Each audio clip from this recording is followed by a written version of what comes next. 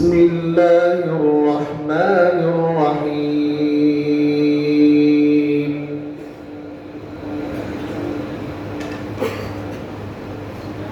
ما كان على النبي من حرج فيما فرض الله له، سنة الله في الذين خلوا من قبل، وكان أمر الله قدرا مقدورا. الذين يبلغون رسالات الله ويخشونه ولا يخشون أحدا إلا الله، وكفى بالله حسيبا. ما كان محمد أبا أحد من رجالكم ولكن رسول الله وخاتم النبيين،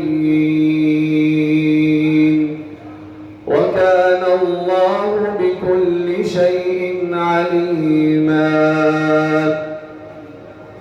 يا أيها الذين آمنوا اذكروا الله ذكرا كثيرا وسبحوه بكرة وأصيلا. هو الذي يصلي عليكم وملائكته ليخرجكم من الظلمات إلى النور، وكان بالمؤمنين رحيما. تحيتهم يوم يلقونه سلام، وأعد لهم أجرا كريما. يا أيها النبي إنا أرسلناك شاهدا ومبشرا ونذيرا وداعيا إلى الله بإذنه وسراجا منيرا. وبشر المؤمنين بأن لهم من الله فضلا كبيرا، ولا تطع الكافرين والمنافقين ودع أذاهم وتوكل على الله، وكفى بالله وكيلا.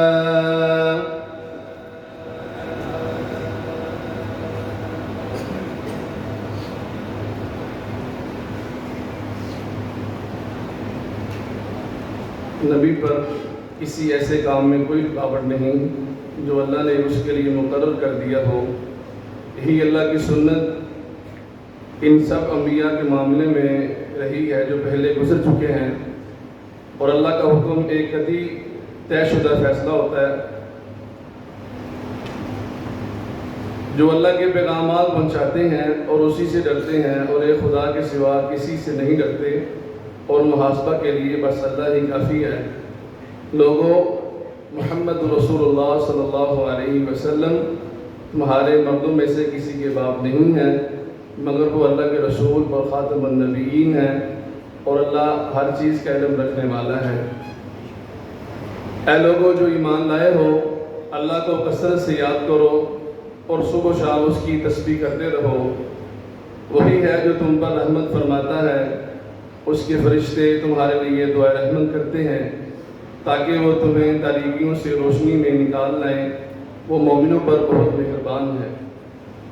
जिस रोज़ वो उससे मिलेंगे उनका इस्तकबाल सलाम से होगा, और उनके लिए अल्लाह ने बड़ा बाइज़्ज़त अजर फराहम कर रखा है।